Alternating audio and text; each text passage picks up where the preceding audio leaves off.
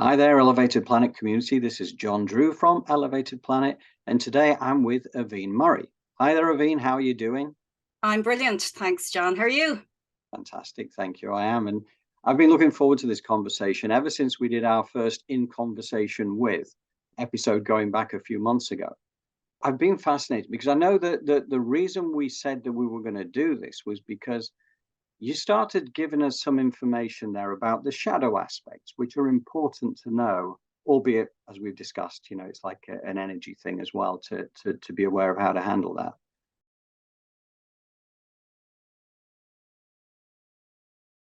We have nice entities from the spiritual realm, from the Yes. lower fourth Yes. density, from the lower fourth astral realm.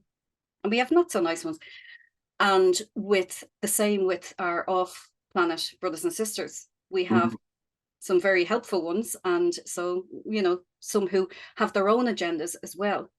Even though Yeah. they might be from a higher density of understanding and a higher density of consciousness, doesn't necessarily mean that they may have developed technologically speaking to a vast degree, but they may not have gone down the path of the light. Yes. So if they have, and that's okay, because that's the spiritual path. You can choose the light or you can choose the dark.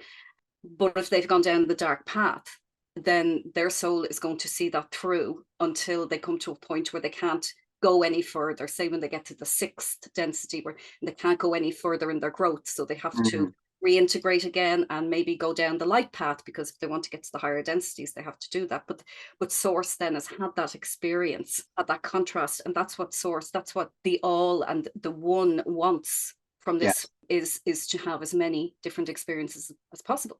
Yeah. And that's the curious thing about it, isn't it? Because this is why they talk about being slow to judge. Yeah. Because everything is about experience. And here we are on this great experimental planet. And this is the thing. And I've read this. I've got a couple of dozen books down there which talk about this, in terms of the fact that, we've lived time and again through various iterations, various incarnations, not necessarily on this planet, but for the most part, a lot of us will have been on this planet numerous times. But the thing is the veil of forgetfulness, the whole thing. This is kind of one of the very few incarnations you can have where you forget everything at birth, where you come from a place of love, but then you come out into the world. And you can have some wonderful experiences, obviously, because, if you've got loving parents and people around you who care, then that can become a loving, nurturing kind of thing. But then you're getting programmed and conditioned by this version of life that's been put together, often by those who do not have our best intentions at heart. Yeah. All designed at keeping us small rather than allowing us to expand outwards. Now, that said, we have a choice. As you say, that's the interesting thing. You could choose to follow the dark path, or you can choose to go towards the light and enjoy the expansion that brings. But we're also talking about, and we did touch on this last time, about this kind of split that is taking place on the planet, where at some point people will have to make a decision about which direction they're going in, because there's this third dimensional kind of structure over here, which is like the low densities. And then you've got the intended fifth dimensional kind of path, which is on the light side. Does that sound correct to you? Yeah, absolutely. And this is what Dolores Cannon called the new earth, and we've seen that picture before of the two earths, and they're starting to split. Yes. So really we're in that at the moment. We're really in that, and everything has really sped up quite a lot because of the infiltration. We should really have maybe another 1,000 years of this change into the ascension, but we've run out of time. Right. We've run out of time. So everything is going very, very, very fast now to get us where we need to be. So you're going to see people, and we are seeing it, we are seeing people going down the ascension path and the light path, and working on themselves and on purging their issues and cleaning up their life, becoming more kind of virtuous, if you like, and being drawn down that And then there's the ones who maybe are not really connected with their heart. That's where the weakness lies, because they can be easily drawn into the dark. And we're seeing that at the moment. We can see that playing out on the planet. We're seeing that with, well, transhumanism is one agenda. And then there's the natural growth and development of humans, the organic development of humans, which is the ascension. So we have a group of people who believe that we need to put bits and pieces inside a human being in order to raise the consciousness of that human being. No, we don't. That is the satanic timeline.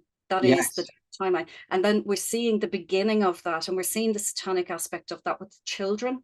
Now, a lot of us know what's been happening with the children for years, but the new thing with the kids is the transgender stuff that's going on. That's fine if you're an adult, but they're really trying to drive it now towards the kids. They're trying to bring it into education, particularly in America, and into the schools, to normalize you choosing your sex at the age of 5 or choosing your gender at the age of 5. And we can see that this is the beginning of the transhumanism movement, starting with this.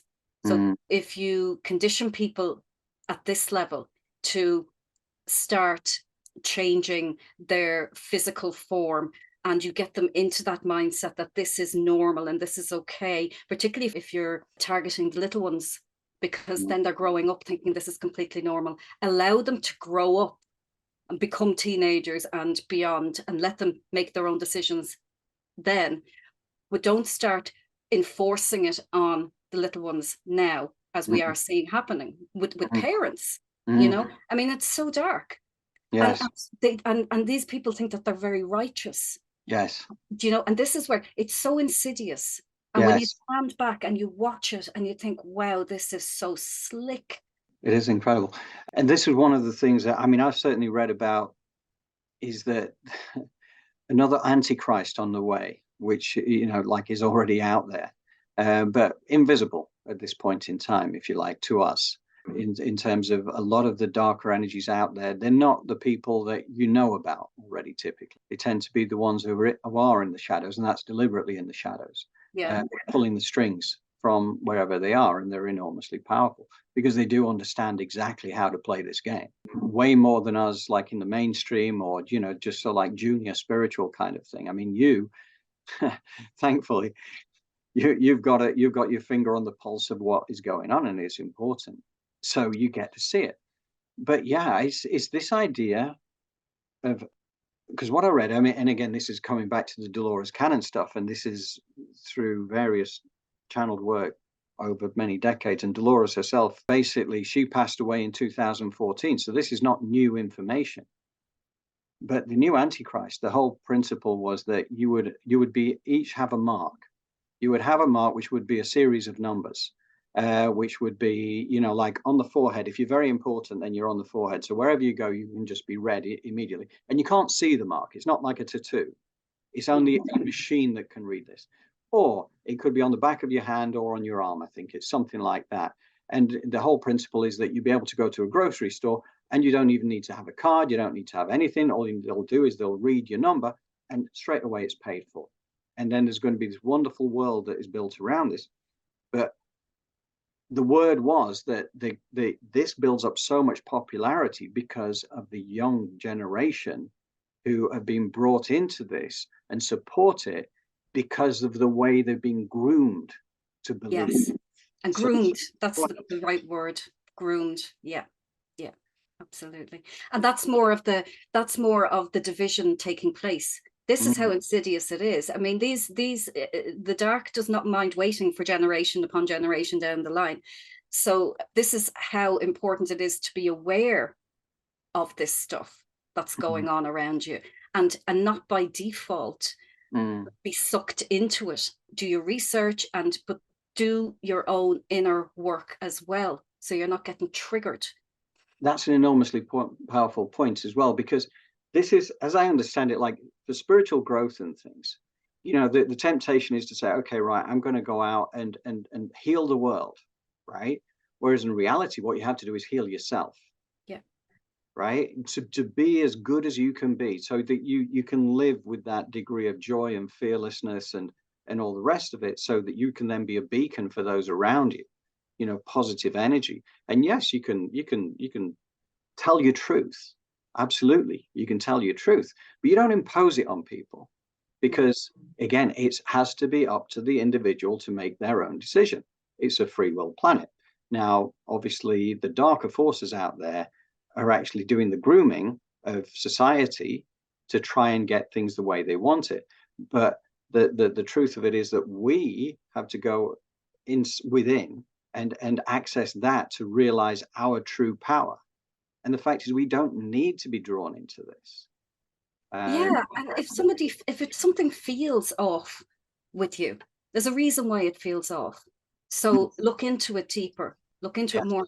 And I'm really resonating with what you're saying there, because for the first time, spirituality, the light, is coming out of its infancy on this planet and is maturing, because we were single flames that were easily put out, or we weren't anything to be worried about, you know. But for the first time ever in the history of this planet, all of those single flames now, the light, they're all coming together.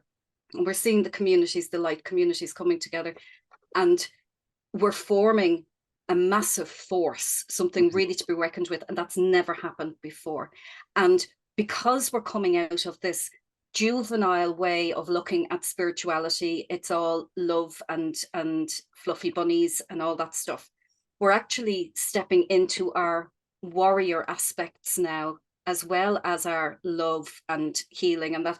But simply because you love, you feel love and you want to give love, it doesn't mean that you allow people to step on you, because you must love yourself also. Yes. And must love your own boundaries, put your boundaries there. So it's not about loving everybody else, because then you're abandoning yourself.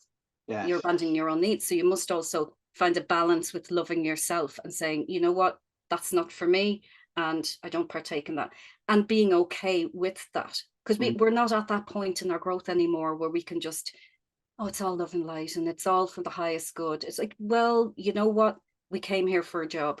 We came here to make sure that this change happens.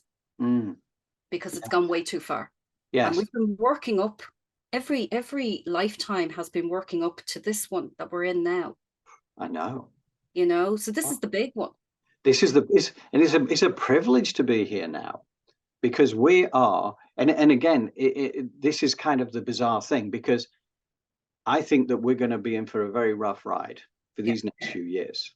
But this is going to develop, it's going to get deeper, it's going to get more. I think there's so much going to be to cope with, but actually we were falling over ourselves to be here for this journey. There's a lot of interest on what's going on the planet right now. And coming back to your point, the community consciousness of those flames, right, joined together, can be an enormously powerful thing. And that's what I got out of it as well. You have to work on yourself, you have to have your self-love in place, you have to have your boundaries. You have to understand what's going on, but you come together with people, like-minded people. And again, this is one of the ethos when it comes to elevated planet, you know, creating the new. Don't fight the old, create the new. Just help people to awaken. It is up to the individual to awaken and to understand. But also then, as we come together as a community, that is when we can really shift things, because it's kind of like if you have 10 people come together, it's not 1 + 1 + 1 + 1 equals 10. It's actually 10 times 10. It's 100. It's the power of 100, because everything squares. And therefore, the more you get people, you know, contemplating this and fighting, like, as you say, from a warrior perspective, for the light, to expand this consciousness out there, which is based on love, which is based on all the joyous stuff. But as you say, you know, being mindful that this is a war on consciousness right now, right? There's the dark side, then there's the light, and you have to make a choice at some point. do you get drawn in? And there will be those who get drawn into the darkness because they can't release themselves from the programming and conditioning. They've lived with it for decades. They can't get their head around the fact that there is an alternative. That is reality. And again, no judgment, because everything is experience, to your point you made earlier. It's kind of like, this is bizarre, because you would say, okay, well, the darkness is bad, the light is good. But everything is about the experience of the creator, if you like, the source of everything, the bit that we came from. But also, that's where the dark side came from too. Yeah, exactly. The great thing about it is we have the ability to go into the heart chakra. So this stuff only works if you are sitting in your first three chakras, the three lower chakras that are connected to the earth in a very fundamental way. Because when you start working in the portal of your heart and start working through that, the dark cannot get in there. This is another reason for the suppression of people, is to keep them in fear so they can't get into the heart. Keep them suppressed so they can't get into the heart. Because once you get into the heart, you've gone to a level above what's playing out. And you can see very, very, very clearly what's happening around you. Yeah.